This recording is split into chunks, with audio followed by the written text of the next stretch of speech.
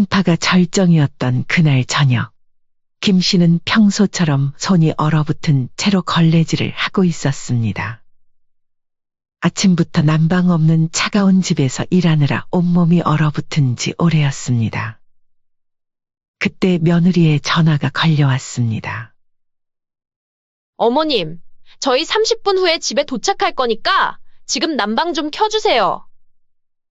집에 들어오면 따뜻해야 하니까요. 순간 김 씨는 귀를 의심했습니다. 지금? 뭐라고? 아, 난방 켜달라고요. 저희 들어갈 때 따뜻해야 감기 안 걸리죠? 김 씨는 그 순간 손에 들고 있던 걸레를 바닥에 내던졌습니다. 하! 그래, 내가 바보지? 아침부터 이 집에서 손이 얼어 설거지하고 무릎이 시려 걸레질하고. 아이고, 니네 감기 걸릴까봐 난방 켜달라고? 그럼 나는 하루 종일 이 추위에 떨어도 괜찮고?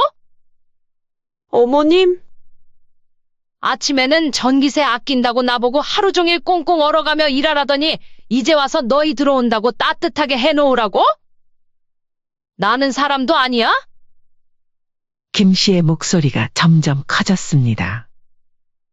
오랫동안 쌓였던 서러움이 폭포수처럼 쏟아져 나왔습니다. 이 집에서 사람 대접은커녕 내가 얼마나 푸대접 받으면서 살았는지 오늘 똑똑히 알았다. 어머님, 그게 아니라. 김 씨는 떨리는 손으로 코트를 집어들었습니다. 어머님, 어디 가시려고요? 집에 가. 따뜻한 우리 집. 이제 이 집도 끝이야. 앞으로는 너희가 알아서 해. 사연의 주인공 김정숙 씨는 68세로 서울에서 조금 떨어진 근교 도시에서 남편과 함께 조용히 살고 있었습니다.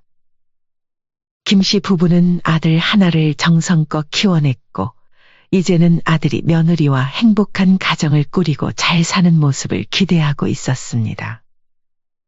김 씨는 남편과의 사이도 매우 좋았고 서로 배려하며 지냈습니다.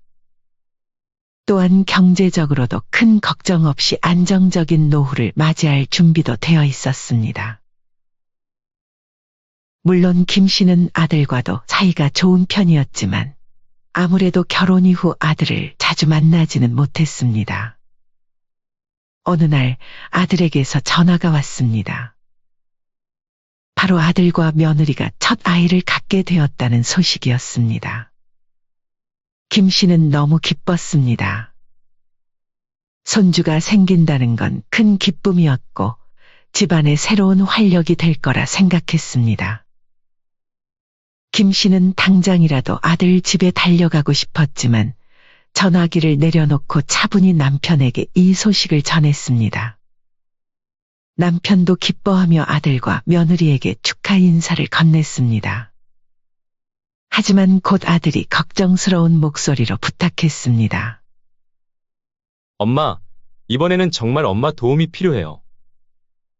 저희 둘 다 일을 해야 해서 시간도 부족하고 애엄마도 육아 때문에 많이 지쳐 있어요. 엄마가 손주를 봐주시면 정말 큰 도움이 될 거예요. 제발요, 저희가 이렇게 부탁드릴 사람은 엄마밖에 없어요. 아들의 목소리에는 간절함이 느껴졌습니다. 김 씨는 잠시 말이 없었습니다. 손주를 돌보는 것은 큰 책임 따랐고 매일 왕복 2시간이 넘게 걸리는 거리는 쉽지 않은 일이었습니다. 김 씨는 솔직히 내키지 않았습니다. 나이도 있고 몸도 예전 같지 않아 쉽게 결정할 수 없었죠. 그날 저녁 김 씨는 남편에게 아들의 부탁을 이야기했습니다. 남편은 단호하게 말했습니다. 여보, 그건 너무 무리야. 왕복 2시간을 어떻게 매일 다녀? 예전부터 아들 일이라면 물불 안 가리는 건 알겠지만 이젠 우리 나이를 생각해. 나이가 들수록 몸을 아껴야 해. 그냥 적당히 거절하자. 아들도 이해할 거야. 남편의 말은 일리가 있었습니다. 김 씨의 무릎은 오래전부터 좋지 않았고 남편 역시 아내의 건강을 걱정하고 있었습니다. 다음 날 김 씨는 이웃 친구들과 만났습니다. 친구들은 김 씨의 고민을 듣고 고개를 저었습니다. 요즘 누가 손주를 봐주니? 해주면 고마운 줄 모르고 당연하게 여긴다니까. 말년에 고생만 해 파출부 취급받는 거야. 한 친구는 고개를 저으며 말했습니다. 또 다른 친구는 주변에선 전부 후회했어. 내 새끼도 아닌 손주, 가끔 봐야 귀엽지. 고생길이 훤하다. 라고 덧붙였습니다. 친구들의 부정적인 말에 김 씨는 마음이 더 무거워졌습니다. 하지만 김 씨는 아들을 돕고 싶은 마음을 떨쳐낼 수 없었습니다. 다음 날 아들 집을 방문한 김 씨는 아들의 간절한 부탁을 다시 들었습니다. 아들은 고개를 숙이며 말했습니다. 엄마, 저희는 엄마밖에 믿을 사람이 없어요. 손주가 잘 크는 걸 보고 싶으시잖아요. 부탁드려요. 며느리도 조심스럽게 덧붙였습니다. 어머니, 저희가 이런 부탁을 드리는 거 너무 죄송해요. 정말 방법이 없어서 이렇게까지 부탁드리는 거예요. 어머님이 아니면 안 돼요.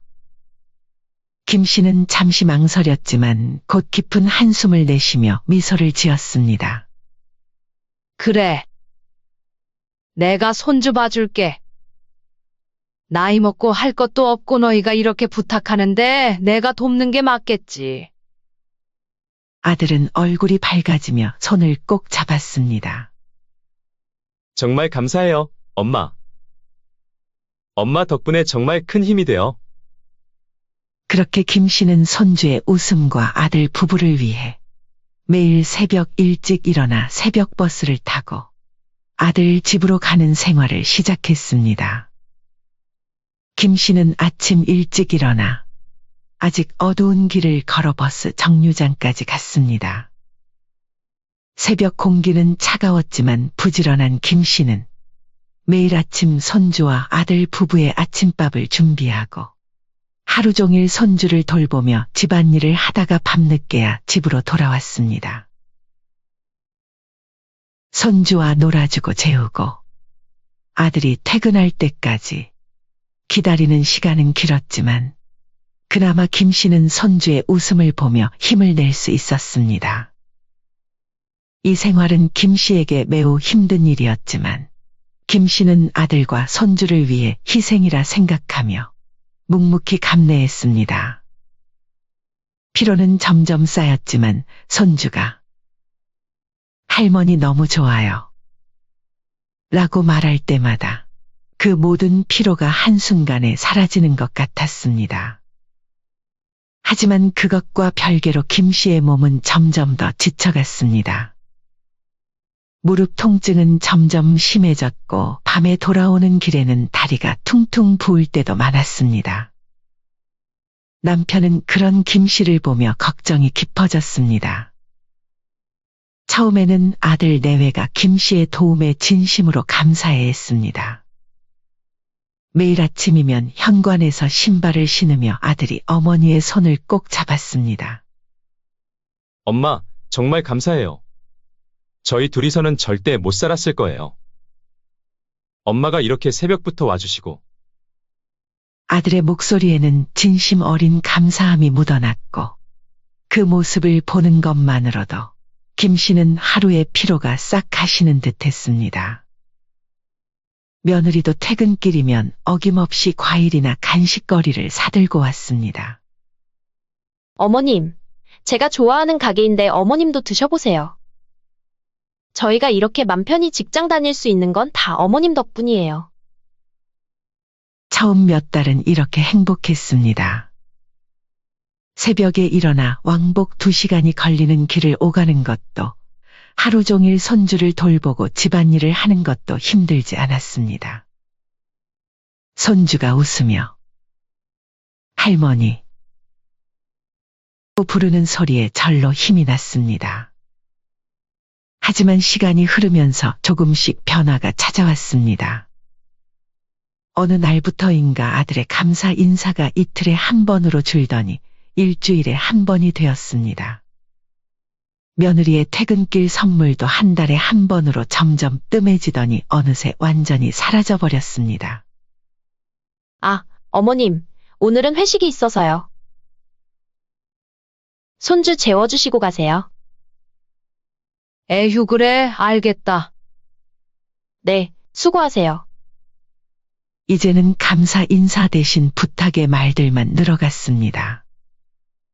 김 씨는 이런 변화를 지켜보며 마음이 아팠지만 젊은 사람들은 다 바쁜 거지?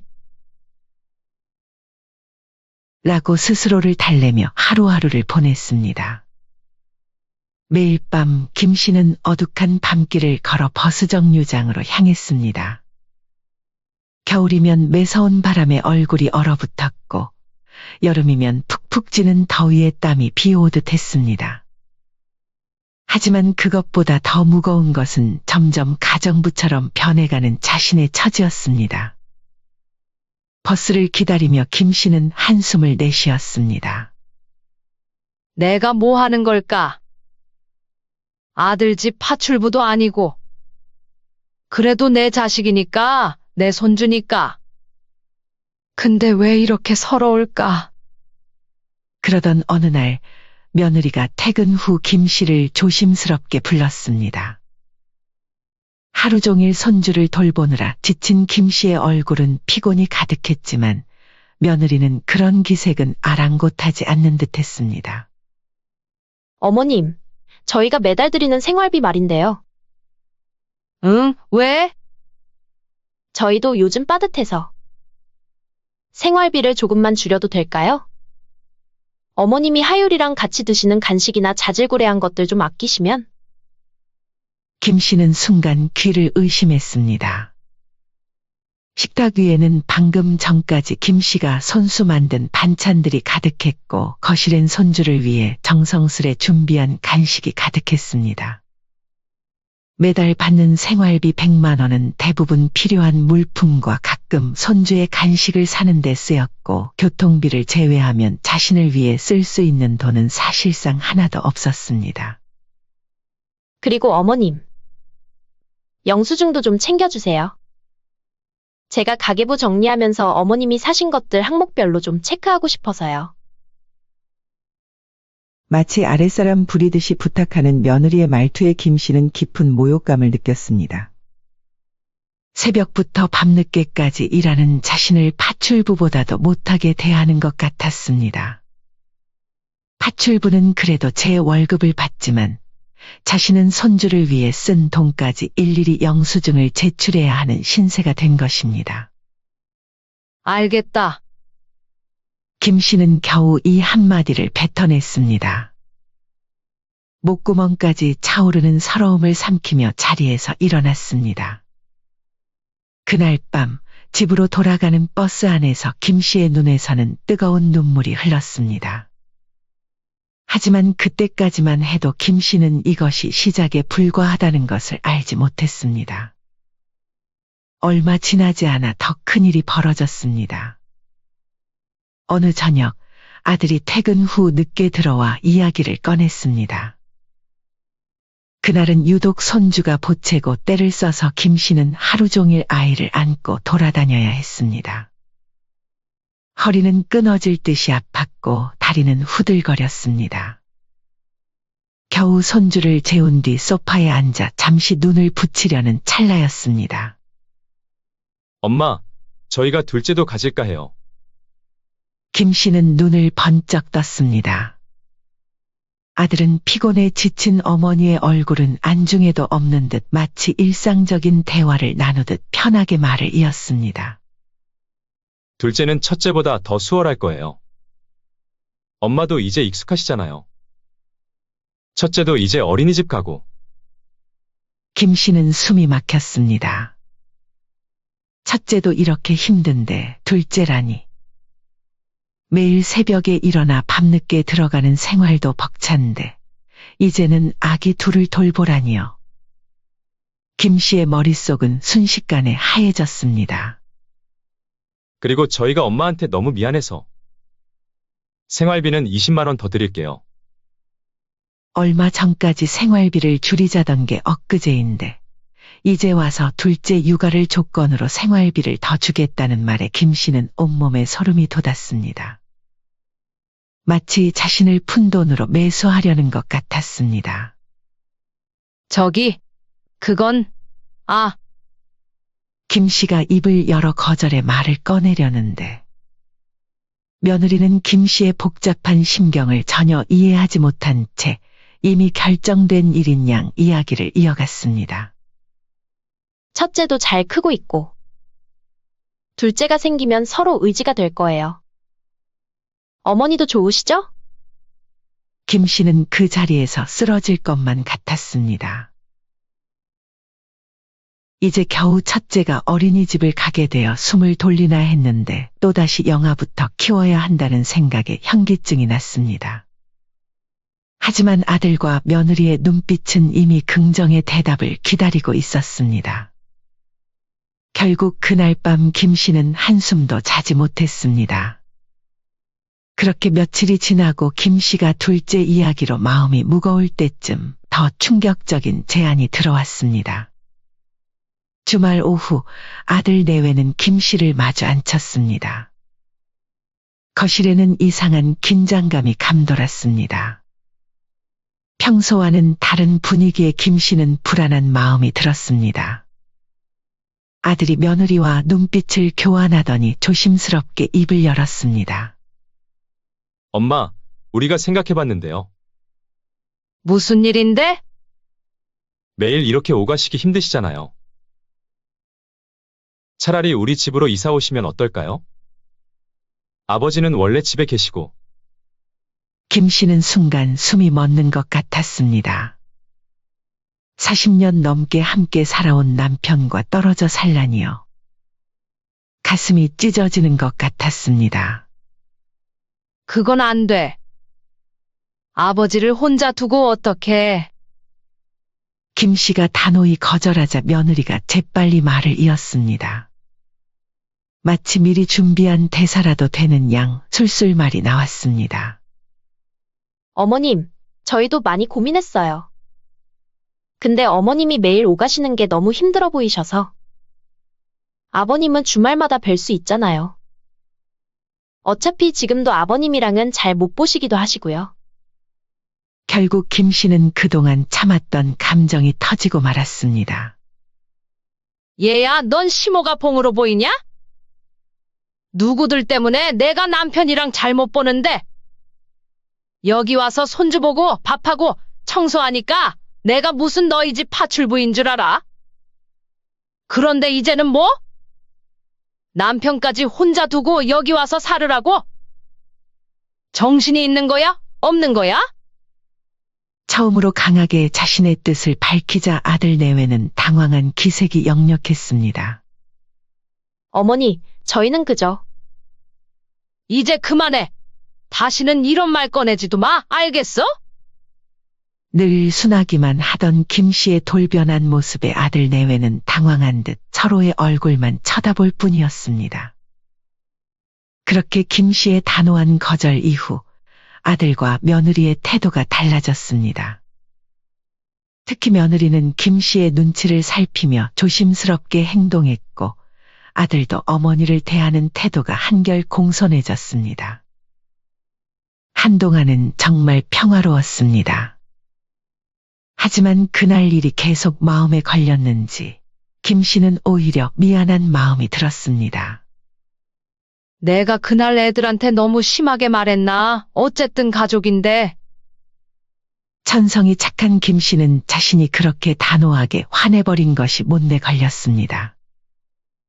미안한 마음에 더 일찍 와서 집안일을 하고 더 맛있는 반찬을 준비하며 아들 내외의 마음을 달래려 했습니다. 김 씨의 그런 모습을 눈치챘는지 얼마 지나지 않아 아들 내외는 다시 예전의 모습으로 돌아왔습니다. 아들 내외는 여전히 바쁘다는 핑계로 늦게 오고 집안일은 온통 김 씨의 몫이었습니다. 김 씨는 그저 묵묵히 견뎌냈습니다. 이렇게 사는 게 자신의 팔자련이 체념하고 있을 때였습니다. 어느새 가을이 깊어가고 겨울이 찾아왔습니다. 손주는 어느새 어린이집을 다니게 되어 오전 시간은 조금 여유가 생겼지만 아침부터 김 씨를 기다리는 건 며느리의 황당한 말이었습니다. 매서운 한파가 몰아치던 어느 날 아침, 며느리가 출근하기 전 김 씨를 불렀습니다. 어머님, 전기세가 너무 많이 나와서 그러는데, 낮에 혼자 계실 때는 절대 난방 켜지 마세요. 아셨죠? 김 씨는 순간 귀를 의심했습니다. 영하 10도까지 내려가는 한파 속에서 난방 없이 지내라니. 손주가 어린이집에 가고 난 뒤 난방을 끄자 집안은 순식간에 냉골이 되어버렸습니다. 아이고, 삭신이야. 김 씨는 두꺼운 옷을 껴입고 집안일을 시작했지만 손이 얼어 설거지도 힘들었고 차가운 바닥을 걸레질할 때마다 무릎이 시려와 몇 번이고 쉬어가야 했습니다. 어느 날 오후 추위를 견디다 못한 김 씨는 잠시 난방을 켰습니다. 그러자 믿을 수 없는 일이 벌어졌습니다. 그런데 불과 5분도 지나지 않아 며느리에게서 전화가 걸려온 것입니다. 어머님, 지금 난방 켜셨죠? 저희가 앱으로 실시간 확인할 수 있거든요. 전기세가 너무 많이 나와서 그래요. 좀 자제해 주세요. 김 씨는 그 순간 온몸이 굳어버렸습니다. 마치 범죄자라도 된 것처럼 감시당하고 있었다는 사실에 김 씨는 모욕감을 느꼈습니다. 하지만 이것은 시작에 불과했습니다. 다음 날 아침 아들은 출근하기 전 마치 야단치듯 김 씨를 노려보며 말했습니다. 아, 엄마, 진짜 애 엄마한테 들었는데 절대 난방 켜지 말라니까 왜 자꾸 켜요? 어제도 키셨죠? 전기세가 많이 나오면 우리도 부담돼요. 미안하다. 한파가 절정이었던 그날 저녁, 김 씨는 평소처럼 손이 얼어붙은 채로 걸레질을 하고 있었습니다. 아침부터 난방 없는 차가운 집에서 일하느라 온몸이 얼어붙은 지 오래였습니다. 그때 며느리의 전화가 걸려왔습니다. 어머님, 저희 30분 후에 집에 도착할 거니까 지금 난방 좀 켜주세요. 집에 들어오면 따뜻해야 하니까요. 순간 김 씨는 귀를 의심했습니다. 지금? 뭐라고? 아, 난방 켜달라고요. 저희 들어갈 때 따뜻해야 감기 안 걸리죠? 김 씨는 그 순간 손에 들고 있던 걸레를 바닥에 내던졌습니다. 하! 그래, 내가 바보지? 아침부터 이 집에서 손이 얼어 설거지하고 무릎이 시려 걸레질하고. 아이고, 니네 감기 걸릴까봐 난방 켜달라고?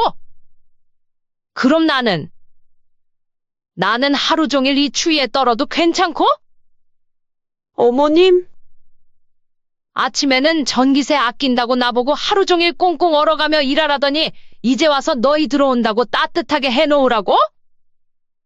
나는 사람도 아니야? 김 씨의 목소리가 점점 커졌습니다. 오랫동안 쌓였던 서러움이 폭포수처럼 쏟아져 나왔습니다. 이 집에서 사람 대접은커녕 내가 얼마나 푸대접 받으면서 살았는지 오늘 똑똑히 알았다. 어머님, 그게 아니라.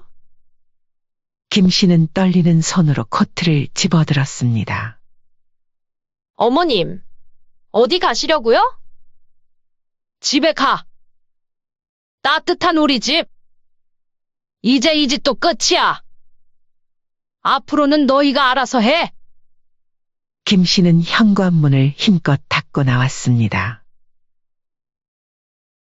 40년을 살면서 이렇게 속 시원히 소리쳐 본 적이 없었습니다. 눈물은 나는데 이상하게 마음은 후련했습니다. 그날 밤 집으로 돌아온 김 씨는 남편에게 모든 걸 털어놓았습니다. 여보, 나 이제 정말 못 참겠어요. 전기세 아낀다고 하루 종일 나보고 추위에 떨게 하더니 자기들 들어올 때만 난방 켜래요. 내가 그 집에서 사람도 아닌가 봐요. 당장 그만둬. 당신 그동안 너무 고생했어. 내가 진작 말렸어야 했는데. 남편은 아내의 차가운 손을 쥐며 부들부들 떨리는 목소리로 말했습니다. 그때 김 씨의 휴대폰이 울렸습니다. 아들이었습니다. 엄마, 어디 가신 거예요? 이제 곧 저희가. 남편이 휴대폰을 확 낚아채더니 폭발하듯 고함을 질렀습니다. 이 망할 놈의 자식이! 내가 감히 어머니를 뭐라고 생각하는 거야? 이 연세에 난방도 없는 집에서 일하게 하고 이제 와서 너희 들어온다고 난방 켜라고? 어머니가 뭐 너희 집 하인인 줄 알아? 아버지, 그게 아니라. 시끄러워! 전기세 아낀다고 어머니 꽁꽁 얼려놓고 앱으로 감시까지 하고 엄마가 뭐 도둑이야? 이게 자식 된 돌이냐? 내가 너를 이렇게 키웠어? 남편의 얼굴이 불그락푸르락해지며 손에 쥔 전화기를 내던지려 했습니다. 여보, 그만. 이놈아, 다시는 우리한테 연락하지 마. 너희 맘대로 살아. 이제부터 너희는 남이야. 어머님 모시고 살 자격도 없는 것들. 남편은 전화기를 바닥에 내던지고는 벌떡 일어나 담배를 꺼내 들었습니다. 당장 내일 전화번호 바꿔버려요. 저놈의 자식들 내가 더는 못 참겠어. 지 엄마 등골 빼먹고 사람 취급도 안 하고. 으이구, 내가 진작 말렸어야 했는데. 그날 밤 김 씨는 오랜만에 편안한 마음으로 잠들 수 있었습니다. 더 이상 아들과 며느리의 말 같지도 않은 요구를 들어주지 않을 것입니다. 그날 이후 김 씨 부부의 삶은 완전히 달라졌습니다. 더 이상 새벽에 일어나 아들 집으로 향하는 일도, 손주를 돌보는 일도 없었습니다. 대신 아침엔 여유롭게 커피를 마시며 신문을 읽고, 날씨 좋은 날이면 공원을 산책했습니다. 여보, 이렇게 사는 게 사는 거네요.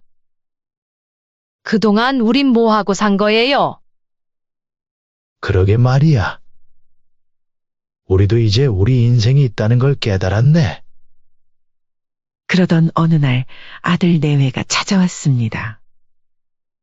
며느리는 눈이 퀭했고 아들은 수척해 보였습니다. 어머니, 저희가 잘못했어요. 제발 돌아와 주세요. 하율이도 할머니를 찾아요. 김 씨는 차 한 모금을 마시며 여유롭게 말했습니다. 아니, 이제 와서 무슨 소리니? 너희가 원하던 대로 됐잖아. 참전기세는 많이 아꼈니?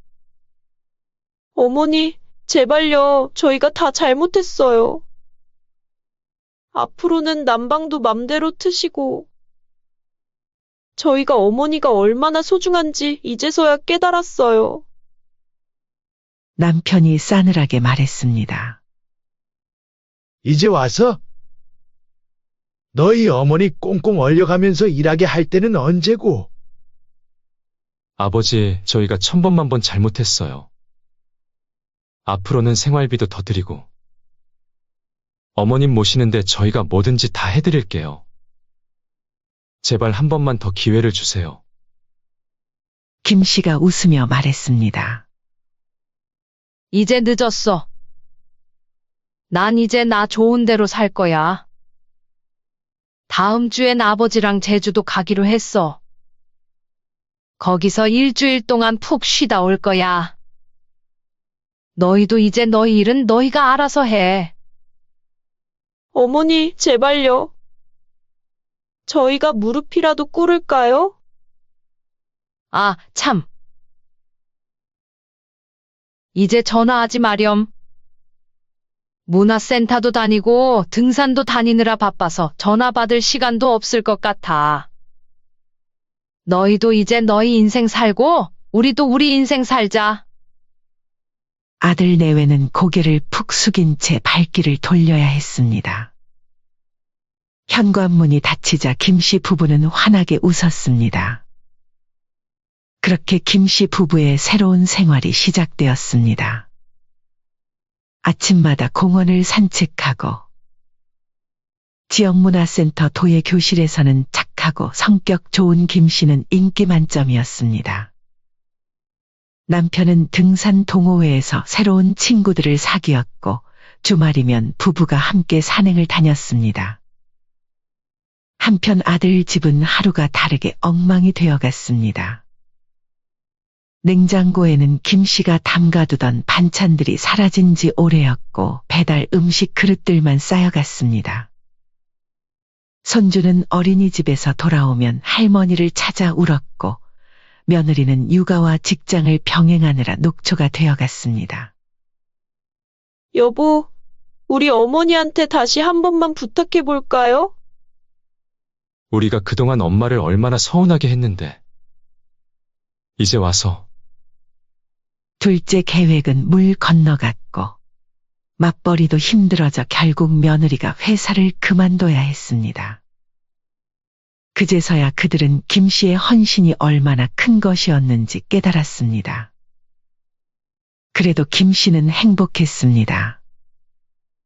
이제는 매일 아침 서두르지 않아도 되었고 추운 날 꽁꽁 얼어가며 일할 필요도 없었습니다.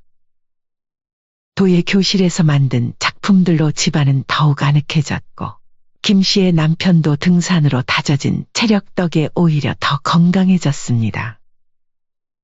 여보, 이제 보니 우리 인생이 이제 시작인 것 같지 않아요? 그러게 말이에요. 우리 다음 주에는 노래 교실도 같이 갑시다. 김씨의 얼굴에는 더 이상 피곤한 기색이 없었습니다. 대신 반짝이는 눈빛으로 내일은 무엇을 할지 행복한 고민을 하는 모습만 가득했습니다. 그런데 어느 날 저녁 김씨는 갑자기 걱정이 되기 시작했습니다. 근데 여보, 우리가 아들하고 며느리한테 너무 심한 것 같지 않아요? 그래도 우리 가족인데. 남편은 벌떡 일어나며 버럭 소리를 질렀습니다. 아니, 당신은 그렇게 당하고도 지 엄마 꽁꽁 얼려가며 부려먹을 때는 언제고? 이제 와서 그런 소리 해요. 이제는 우리도 우리 살 때가 됐어요. 자식이라고 해서 부모를 이렇게 함부로 해도 되는 건 아니에요. 그래도 손주 생각하면 마음이 아파요. 당신 설마 다시 그 집에 가려고요? 네, 그러면 당신이랑도 절연해버릴 줄 알아요. 사연은 여기까지입니다. 김정숙 씨는 아직까지 심히 고민 중이라고 하십니다. 김정숙 님이 다시 아들 집에 가서 손주를 봐줄까요? 아니면 지금처럼 남편과 행복하게 살까요? 여러분이라면 김정숙 씨에게 어떤 조언을 해주고 싶으신가요? 댓글로 여러분의 생각을 알려주세요. 엄마, 이번 주말에 시간 괜찮으세요? 그동안 손주 봐주시느라 너무 감사해서요. 근사한 고기 한 끼 대접해드릴게요. 그래, 진웅아 고맙구나. 아버지랑 같이 갈게. 강씨 부부는 기쁜 마음으로 약속 장소에 도착했습니다. 약속 장소는 고급스러운 한우 집이었죠. 어머님, 오셨어요.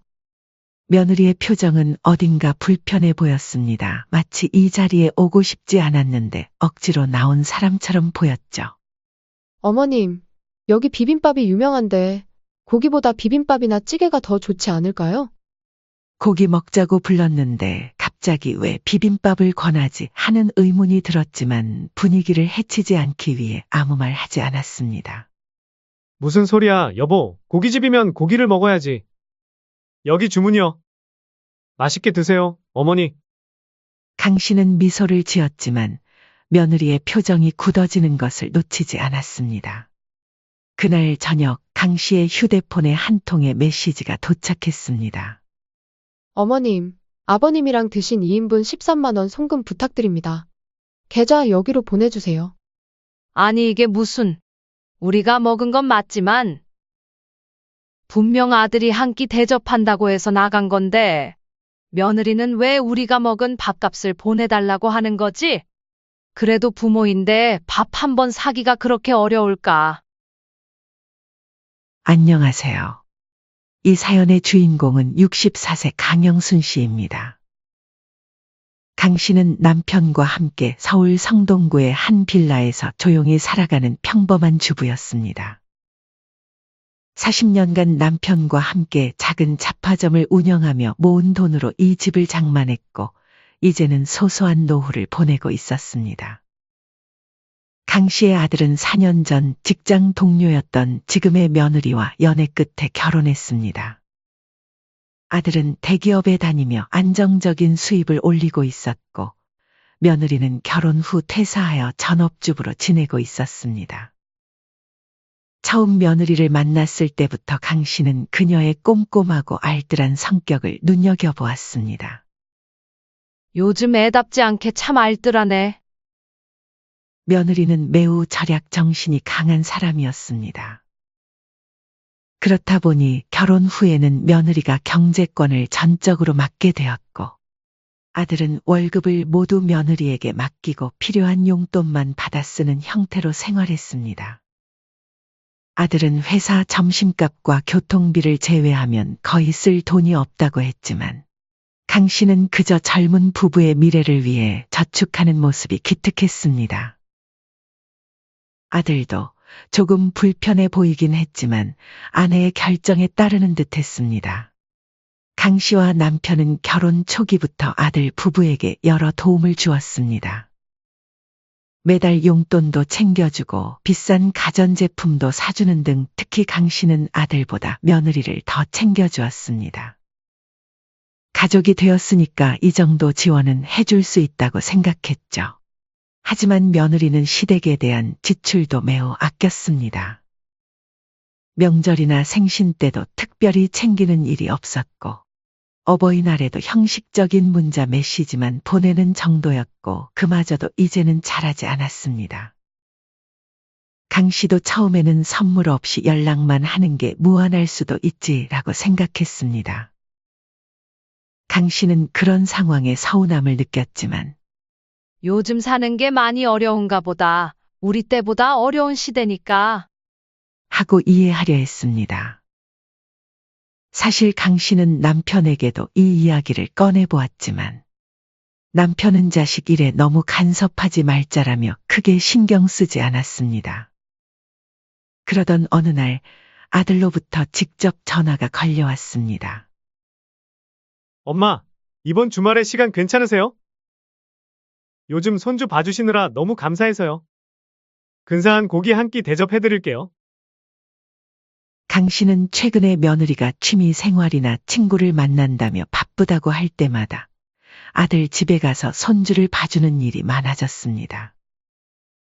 손주를 보는 것이 즐거웠기에 강 씨는 크게 불평하지 않았지만 그래도 오랜만에 아들이 이렇게 식사 자리를 마련해 준 것에 강 씨는 마음이 따뜻해졌습니다. 그래, 진웅아 고맙구나. 아버지랑 같이 갈게.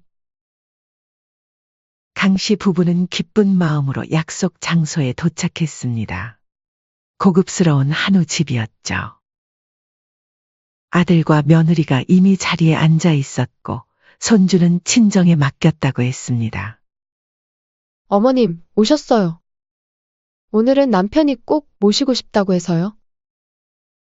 며느리의 인사는 형식적이었고 표정은 어딘가 불편해 보였습니다. 마치 이 자리에 오고 싶지 않았는데 억지로 나온 사람처럼 보였습니다. 아들이 고기를 주문하자 며느리가 끼어들었습니다.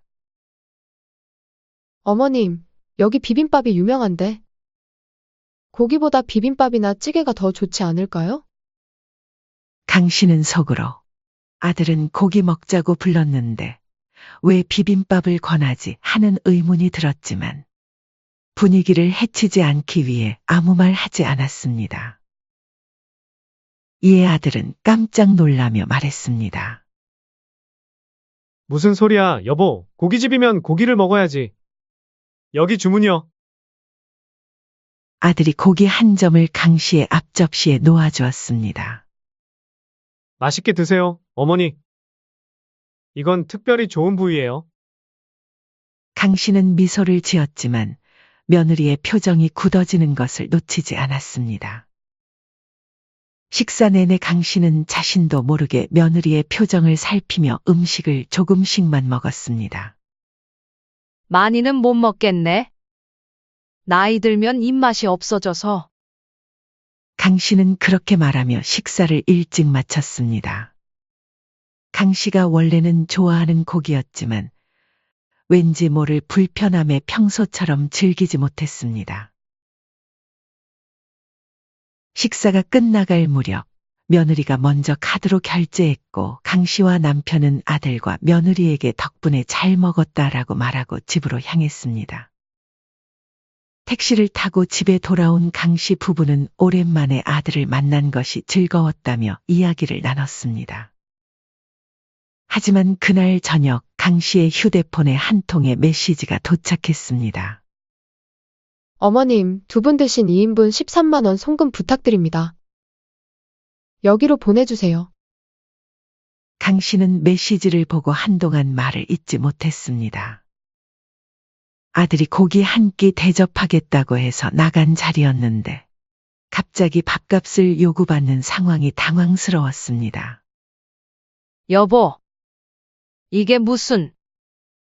남편에게 며느리한테서 온 메시지를 보여주자 남편은 짜증스러운 표정을 지으며 말했습니다. 그냥 줘버려. 우리가 먹긴 했으니까. 강 씨는 마음이 불편했지만 남편 말대로 곧바로 13만 원을 송금했습니다. 남편이 그랬던 것처럼 크게 생각하지 않으려 했지만 마음 한구석이 찝찝했습니다. 우리가 먹긴 했으니 억울한 건 아닌데. 사준다고 하고 나중에 돈을 달라고 하니 괜히 더 서운하네. 그래도 부모인데 밥 한 번 사기가 어려웠을까. 아들이 오랜만에 전화해서 식사 대접하겠다고 했을 때 그 기쁨이 순식간에 서운함으로 바뀌었습니다. 하지만 아무리 생각해도 아들이 대접하겠다고 했는데 다음 날 비용을 청구하는 상황이 이해되지 않았습니다. 더구나 며느리의 메시지에는 어떤 설명도 없이 금액과 계좌만 왔었죠. 괜히 아들에게 말했다가 사이가 어색해질지도 모른다는 생각에 강 씨는 그냥 조용히 넘어가기로 했습니다. 다만 강 씨 부부는 그 일 이후로 아들네와 거리를 두기 시작했습니다. 사실 그동안 여러 상황에서 서운한 감정이 있었는데 이번 고깃집 사건을 통해 아들네와의 관계가 불편해져 먼저 연락하거나 지원해주는 것을 줄이기로 마음먹은 것이었죠. 고기값 청구 사건 이후 강 씨는 아들네와의 접촉을 의식적으로 줄였습니다. 전화도 예전보다 덜 걸었고 손주를 보러 가는 횟수도 줄였습니다. 그런 변화를 아들은 눈치챘는지 가끔 전화로 요즘 바쁘세요? 라고 물어보았지만 강 씨는 그냥 좀 피곤해서 그래라며 말을 돌렸습니다. 그렇게 한 달이 지나고 그러던 어느 날 오후 현관 초인종이 울렸습니다. 택배기사가 떠나고 강 씨는 현관에 놓인 박스 2개를 들여다보았습니다. 강 씨는 잠시 의아했지만 박스에 붙은 배송장을 확인해 보니 분명 며느리 이름으로 되어 있었고 주소는 자신의 집이었습니다. 이게 뭐지? 강 씨의 마음속에 작은 기대감이 생겼습니다. 조심스럽게 박스를 열어보니 한 상자에는 고급 한약이, 다른 상자에는 작은 안마기계가 들어 있었습니다. 강 씨는 깜짝 놀랐습니다. 둘 다 꽤 값비싼 물건이었죠. 이걸 나한테 보냈다고? 저번에 내가 요즘 허리가 안 좋다고 했었는데. 강 씨는 순간 감동으로 눈시울이 붉어졌습니다. 그동안 며느리에 대해 서운한 마음을 가졌던 것이 미안해졌습니다. 내가 그동안 며느리를 오해했나? 내가 속이 좁았던 걸지도 몰라.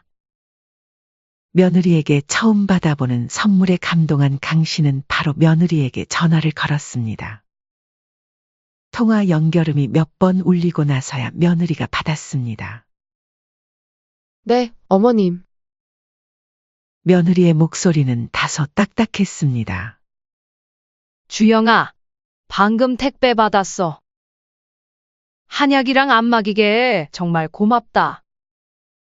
어쩜 내가 요즘 허리가 안 좋다고 했던 걸 기억했니? 그러자 잠시 침묵이 흘렀습니다. 그리고 며느리의 목소리가 당황한 듯 들려왔습니다. 아, 어머님, 그거 제가 잘못 보낸 거예요. 제가 다시 택배기사한테 연락해서 회수하라고 할 테니까 건들지 마시고 문 밖에 놔두세요. 자신의 것이 아니라는 며느리의 말에 강 씨는 순간 말문이 막혔습니다. 그리고 혼자서 설레발을 친 것 같아 부끄러워졌죠. 잠시 후 겨우 입을 열었습니다. 잘못 보냈다고? 네, 주소를 실수로 잘못 입력했어요. 강 씨는 조용히 묻습니다. 그래, 주영아, 알겠다. 근데 그거 누구 주려던 거였니? 딱 보니까 우리 나이대가 쓸만한 선물이던데. 며느리는 한참을 머뭇거리다 말했습니다. 아, 사실 친정 어머니 드리려고 한 거였어요. 며느리의 말에 강 씨는 급히 통화를 마무리했습니다. 그리고 이내 가슴 속에서 서운함이 쌓여갔습니다. 나는 아들네한테 선물 한 번 못 받았는데. 그날 먹은 고기값도 우리가 다 내고. 강 씨는 아들에게도 서운함이 밀려왔습니다. 처가만 챙기는 것 같다는 생각이 들었죠. 강 씨는 한동안 소파에 앉아 생각에 잠겼습니다. 결혼 초기부터 며느리가 시댁에 대해 보여온 냉담한 태도, 경제적으로 힘들다면서도 친정에는 챙기는 모습, 그리고 무엇보다 아들이 이 모든 상황을 모르는 것 같다는 사실이 마음을 아프게 했습니다. 그날 저녁 남편이 퇴근한 후 강 씨는 남편에게 있었던 일을 이야기했습니다. 여보, 오늘 며느리 이름으로 택배가 왔는데 열어보니 한약이랑 안마기계였어. 근데 전화했더니 친정어머니 거라면서 돌려달래. 남편은 깊은 한숨을 내쉬었습니다. 아니? 그러면 그냥 돌려주면 되지. 뭐 그렇게 속상해하나? 강 씨는 울컥했습니다. 당신은 왜 그렇게 무심해? 우리는 결혼 이후로 며느리한테 선물 한 번 제대로 못 받았어? 생일도 명절도 항상 우리가 챙겨주기만 했지. 그런데 친정 어머니한테는 이렇게 비싼 선물을 보내. 게다가 지난번엔 고기 사준다고 불러놓고 나중에 돈 달라고 했잖아. 이게 안 서운할 일이야? 남편은 강 씨의 말을 듣고 한참을 생각하더니 고개를 끄덕였습니다. 그래, 이제 보니 당신 말이 맞네. 며느리가 친정 챙기는 건 이해하지만 줬다가 뺏는 느낌이라 더 서운하지. 서운하면 아들한테라도 한번 얘기해봐. 말을 해서 풀어야지 계속 참고만 있으면 더 서운해질 거야. 그날 밤 강 씨는 결심한 듯 아들에게 전화를 걸었습니다. 몇 번의 신호음 후에 아들이 전화를 받았습니다. 엄마, 웬일이세요? 요즘 뵙기가 힘드네요. 진웅아, 너 바쁜데 괜히 이런 말해서 미안한데. 강 씨는 조심스럽게 말을 꺼냈습니다. 전에 너희가 고기 사준다고 해서 먹었잖니? 근데 그 다음날 며느리가 먹은 고기값 통장으로 보내달라고 하더라. 전화 너머로 아들의 놀란 숨소리가 들렸습니다. 네? 무슨 말씀이세요? 그리고 오늘은 한약이랑 안마기가 왔길래 고맙다고 했더니 그게 친정 어머니 거라고 돌려달라고 하는데 그동안 시댁에는 그런 거 보낸 적 한 번도 없었잖니? 시댁이랑 처가댁이랑 차별하는 거 아닌지 솔직히 조금 많이 서운하더라. 아들은 한동안 아무 말도 하지 않았습니다. 그리고 나서 충격받은 목소리로 말했습니다. 엄마, 그런 거 절대 아니에요. 전 그런 일이 있었는지 전혀 몰랐어요. 제가 아내랑 얘기해보고 연락드릴게요. 알았어, 아들. 너무 크게 생각하지 마. 그냥 좀 서운해서 얘기한 거야. 전화를 끊고 강 씨는 한숨을 내쉬었습니다. 그래도 오랫동안 참았던 이야기를 꺼낸 후 마음이 조금은 가벼워진 것 같았습니다. 혹시 입이 방정이라 내가 안 해도 될 말을 한 건 아닐까? 그날 밤 강 씨는 잠을 이루지 못했습니다. 아들의 반응을 보니 이에 대해 전혀 몰랐던 반응이었죠. 혹여 자신의 행동이 괜히 며느리와 아들 사이를 나쁘게 한 것은 아닌지 고민했습니다. 하지만 한편으로는 오랫동안 쌓아둔 서운함을 털어놓은 것이 후련하기도 했습니다. 다음 날 아침 강 씨는 현관 앞에 놓아둔 택배 상자 2개가 사라진 것을 확인했습니다. 아마도 택배 기사가 와서 가져간 모양이었습니다. 점심 무렵 남편의 전화가 왔습니다. 오늘 일찍 들어갈게. 진웅이가 저녁에 우리 집에 온대. 강 씨는 놀랐습니다. 진웅이? 오늘 혼자 온대? 혼자 온대. 얘기할 게 있다나. 강 씨는 급히 집안을 정리하고 아들이 좋아하는 음식을 준비했습니다. 오후 7시쯤 초인종이 울렸습니다. 강 씨가 문을 열자 아들이 서 있었습니다. 평소보다 표정이 어둡고 피곤해 보였습니다. 아들은 거실 소파에 앉았고 강 씨는 부엌에서 커피를 준비했습니다. 잠시 침묵이 흐르고 아들이 먼저 입을 열었습니다. 어제 엄마가 말씀해주신 일, 아내랑 얘기해봤어요. 강 씨와 남편은 조용히 아들의 말을 기다렸습니다. 제가 어머니 아버지께 너무 신경을 못 썼네요. 주영이가 다음날 돈 보내달라고 했다니 정말 몰랐어요. 아들의 목소리에는 당혹감이 묻어났습니다. 이내 아들은 말을 멈추고 가방에서 무언가를 꺼냈습니다. 고급스러운 쇼핑백이었죠. 많이 놀라셨죠? 그리고 이거 드리려고 가져왔어요. 제 용돈 모아서 사온 거예요. 강 씨는 아들의 표정을 살폈습니다. 괜찮아, 아들. 너무 신경 쓰지 마. 아들은 고개를 저었습니다. 아니요. 정말 죄송해요. 앞으로는 이런 일 없도록 할게요. 그리고 이번 일은 제가 아내와 잘 얘기해 볼게요. 그날 밤 아들은 오랜만에 부모님 집에서 늦게까지 이야기를 나누다 돌아갔습니다. 강 씨는 아들이 돌아간 후에도 마음이 무거웠습니다. 하지만 곧 마음을 다잡았습니다. 적어도 솔직한 마음을 전했다는 것에 후회는 없었습니다.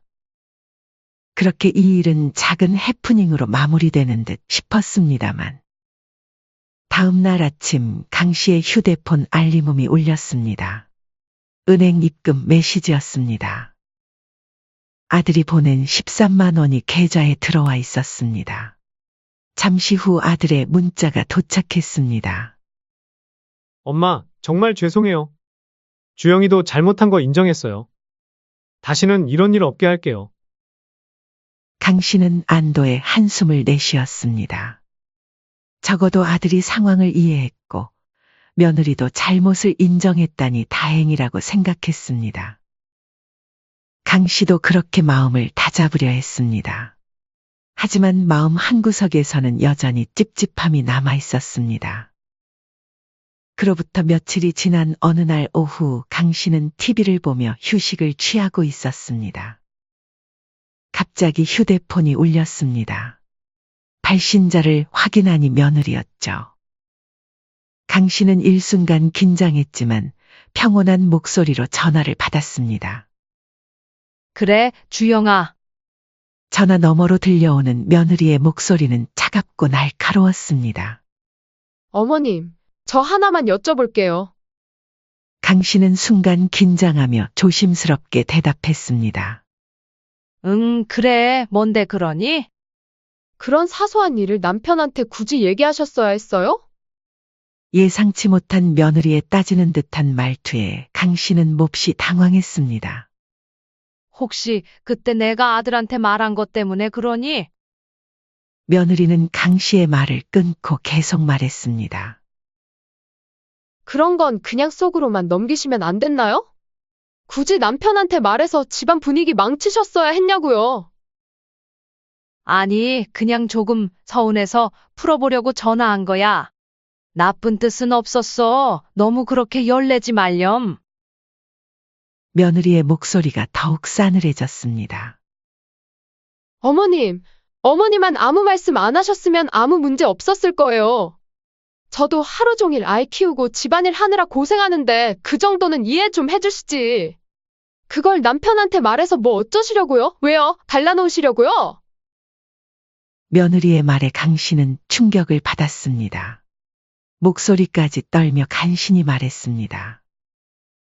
무슨 그런 말을 하니 엄마가 어떻게 우리 아들 가정을 망치려고 하겠니? 며느리는 마지막으로 차갑게 말했습니다.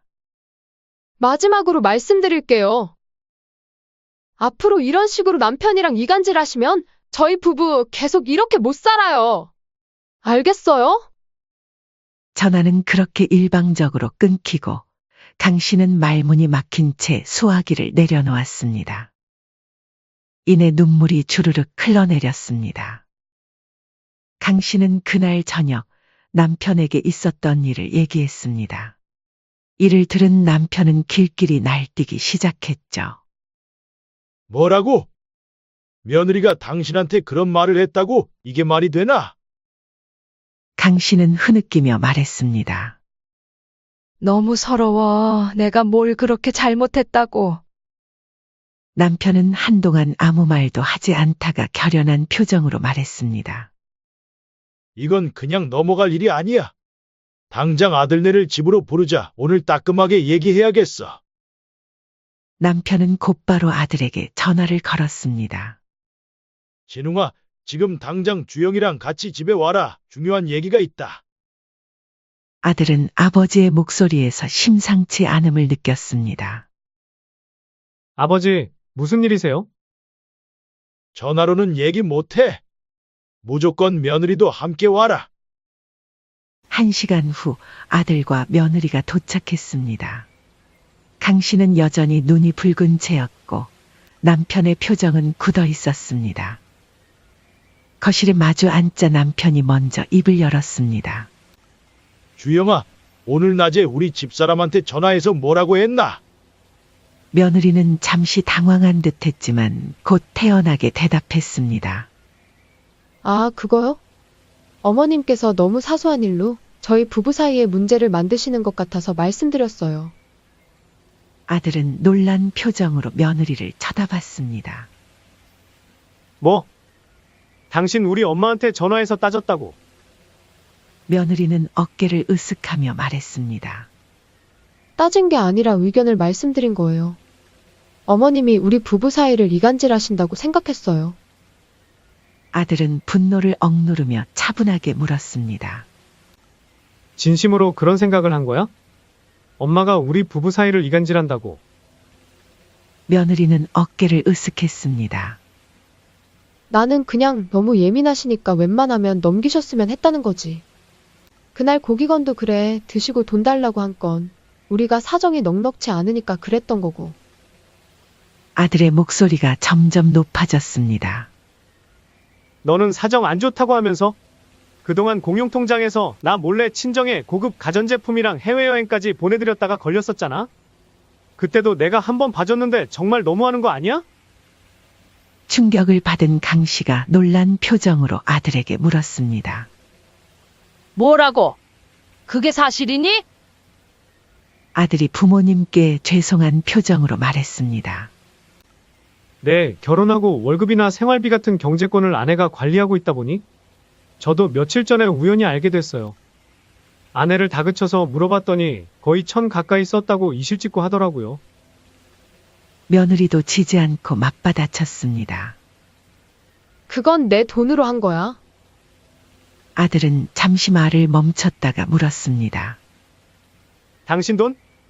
당신 전업주부라서 돈도 따로 안 벌잖아? 내가 번 돈으로 산 거 아니야? 며느리는 당황한 듯 잠시 말을 더듬으며 변명하기 시작했습니다. 그래도 우리 돈이잖아. 내가 살림하면서 아낀 돈이야. 아들은 깊은 한숨을 내쉬었습니다. 그리고 상식적으로 그런 상황이면 그건 시댁에 드리고 다시 구매해서 친정에 보내도 됐던 거잖아. 엄마가 얼마나 서운해하셨는지 알아? 꼭 그랬어야만 해? 며느리는 고집스럽게 대답했습니다. 우리 엄마 건데 돌려달라고 하는 게 뭐가 문제야? 아들은 헛웃음을 치며 고개를 저었습니다. 와, 지금 그 말이 나와? 내가 시댁을 어떻게 생각하는지 이제 딱 알겠다. 아들은 잠시 침묵하다가 천천히 말했습니다. 우리 이혼하자. 며느리는 충격받은 표정으로 아들을 쳐다봤습니다. 뭐라고? 이혼? 지금 장난하는 거지? 아들은 고개를 저었습니다. 아니, 진심이야. 나 더는 너랑 못 살겠어. 며느리는 황당하다는 듯 말했습니다. 이혼까지 할 일은 아니지 않아? 겨우 시댁에 고기값 달라 한 일로 이렇게까지 가야 돼. 아들은 조용히 말했습니다. 그 고깃값에 담긴 내 태도가 문제야. 우리 부모를 무시하는 건 결국 나를 무시하는 거야. 우리 이혼하자. 며느리는 당황하며 아들을 붙잡았습니다. 여보, 진정해. 우리 아이도 있잖아. 애 부모 없이 크게 할 거야? 아들은 단호하게 말했습니다. 아이 양육권은 내가 가져갈 거야. 너랑 같이 있으면 아이도 너처럼 잘할 것 같아. 며느리는 울먹이며 말했습니다. 미안해. 내가 잘못했어. 다시는 안 그럴게. 이미 늦었어. 합의 이혼 안 하면 소송이라도 할 거야. 강씨 부부는 아들의 결정을 말리지 않았습니다. 아들이 말이 통하지 않자 며느리는 강씨에게 필사적으로 매달리기 시작했습니다. 어머님께 지금 당장 사과드릴게. 며느리는 강씨 앞에 무릎을 꿇고 손을 잡으며 빌었습니다. 어머님, 정말 죄송해요. 제가 잘못했어요. 다시는 안 그럴게요. 용서해주세요. 강씨는 차갑게 며느리의 손을 뿌리쳤습니다. 그러자 며느리는 갑자기 태도를 바꿔 목소리를 높였습니다. 아니, 제가 이렇게까지 사과하는데도 안 받아주시면 어떡하라고요? 지금 어머니가 아들 앞길 다 망치시는 거라고요. 아들이 단호하게 말했습니다. 그만해. 끝까지 반성은 안 하는구나. 내일 당장 이혼 서류 준비할 거야. 당장 나가. 며느리는 결국 그날 밤 짐을 싸서 집을 나갔고 아들 부부의 결혼 생활은 파국을 맞이했습니다. 이혼 소송을 준비하며 아들은 부부 공동 통장을 꼼꼼히 확인했습니다.